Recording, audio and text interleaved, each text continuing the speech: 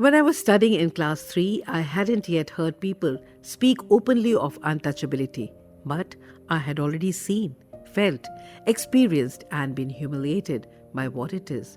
I was walking home from school one day, an old bag hanging from my shoulder. I crossed the street of the palace and came to my street, the street of the pariahs.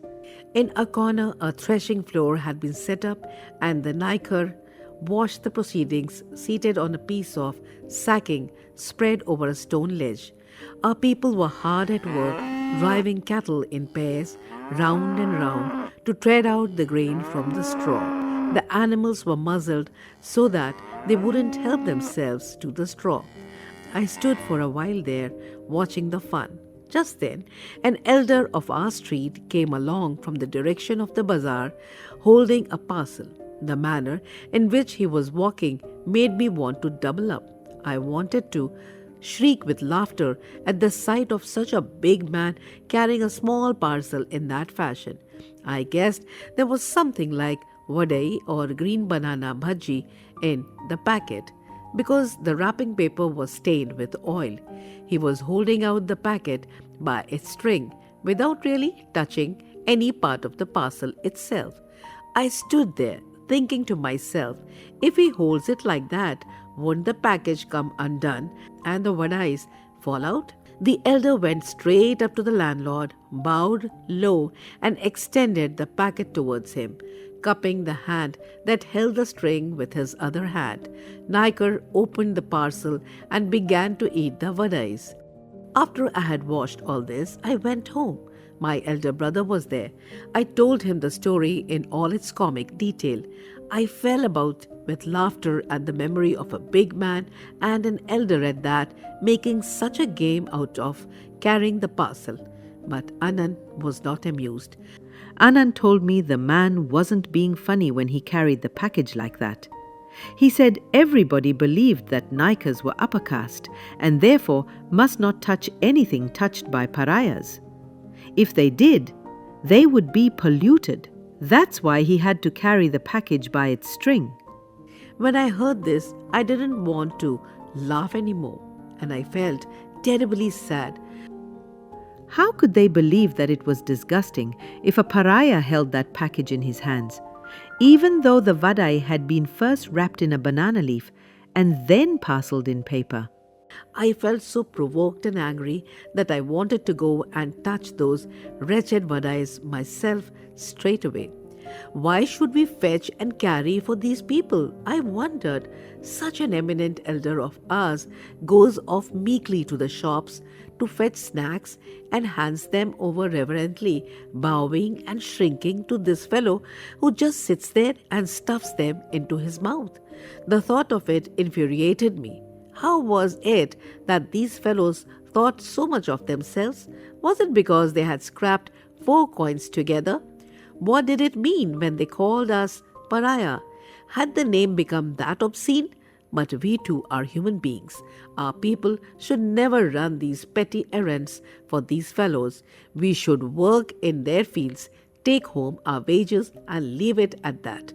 Both my grandmothers worked as servants for Niker families. In the case of one of them, when she was working in the fields, even tiny children born the other day would call her by her name and order her about, just because they belonged to the Niker caste. And this grandmother, like all the other laborers, would call the little boy Aya, master, and run about to do his bidding. It was shameful to see them do this. Even the way they were given their drinking water was disquieting to watch. The Niker women would pour out the water from a height of 4 feet, while Patti and others received and drank it with cupped hands held to their mouths. I always felt terrible when I watched this. My other Patti was the same. As soon as dawn broke, she would go to the Niker houses, sweep out the cowshed, collect up the dung and dirt, and then bring home the leftover rice and curry from the previous evening.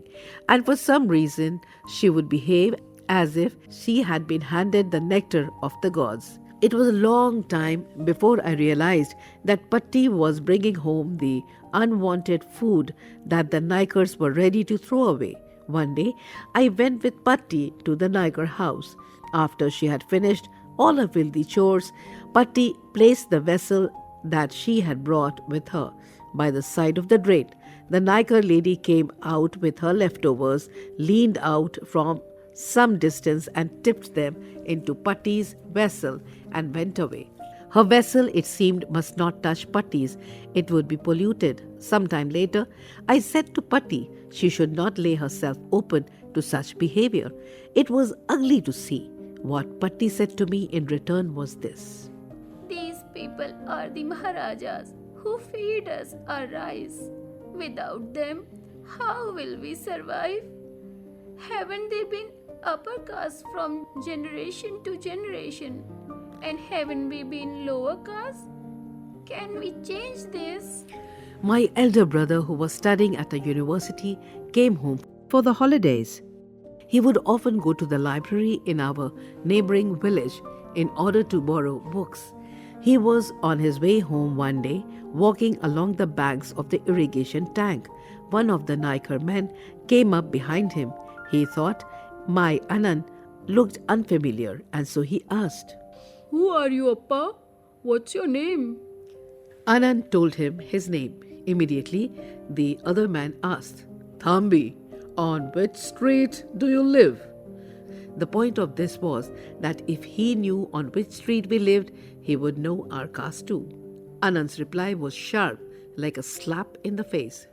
I am Pariah from the Cherry Street.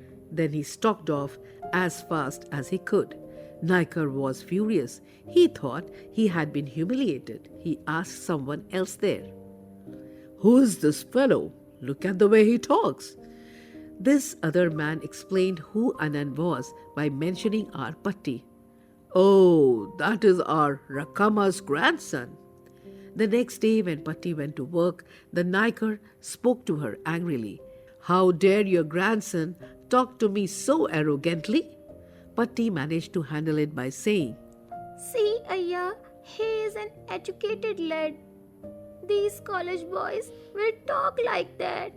When Anand heard this, he just laughed. Apparently, it was just the same at the library. They would look at the pariah lads from the Cherry Street in a certain way with contempt. Once when Anand was signing out his books, he added his title M.A. on a sudden impulse. Immediately, the attendant brought him a stool to sit on and, what's more, began addressing him as Sir.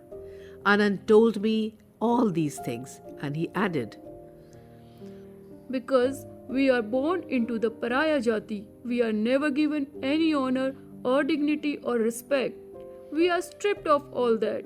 If we study and make progress, we can throw away these indignities. So, study with care, learn all you can. If you are always ahead in your lessons, people will come to you of their own accord and attach themselves to you. Work hard and learn. The words that Anand spoke to me that day made a very deep impression on me, and I studied hard with all my breath and being in a frenzy almost. As Anand had urged, I stood first in my class, and because of that, many people became my friends. It was the same story at school, though. They always spoke ill about people of our caste. If ever anything bad happened, they would say immediately and without hesitation, It must be one of the Cherry children who did it. About 3/4 of the children in the school were Palas and Pariahs. All the same, the school was on another street. Everyone seemed to think Harijan children were contemptible, but they didn't hesitate to use us for cheap labor. So we carried water to the teacher's house, we watered the plants, we did all the chores that were needed in the school. Then I was in class 7. Every day after school, I would play with the other children of our street before going home. There were 2 or 3 children who were related to me, and other boys and girls who always played together as a group. One day, we were playing on the big neem tree in front of the school, hanging like bats upside down from its branches. After a while, we started on another game, running right up the coconut palm and touching its tip. The coconut palm tree grew slantwise at a convenient angle. If you came running along from a distance at top speed, you could reach right to its tip and touch the coconut growing there. Spurred on by the excitement of the first few who managed to touch the coconut, those who came later grabbed it and gave it a twist before climbing down. By the time I got there, the coconut fell at my touch, dropping with a thud. It wasn't even a fully ripened coconut, just a green one without so much as water in it. All the children were frightened and ready to scatter. Everyone said that it was I who had plucked it. Then we just left it there and ran home. The next morning at assembly, the headmaster called out my name. "You have shown us your true nature as a pariah," he said. "You climbed the coconut tree yesterday after everybody else had gone home, and you stole a coconut. We cannot allow you inside the school. Stand outside." I was in agony because I had been shamed and insulted in front of all the children. All the children eyed me in strange way and walked away to their classes. I was in such shock and pain I didn't know what to do.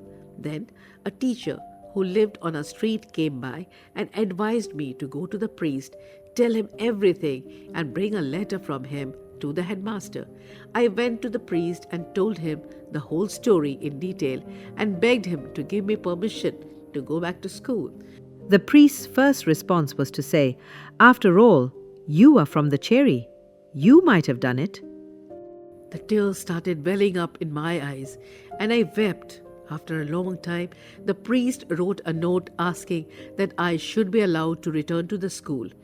When I took it to the headmaster, he abused me roundly using very bad words that came to his mouth and then told me to go to my classroom. When I entered the classroom, the entire class turned around to look at me, and I wanted to shrink into myself as I went and sat on my bench, still weeping.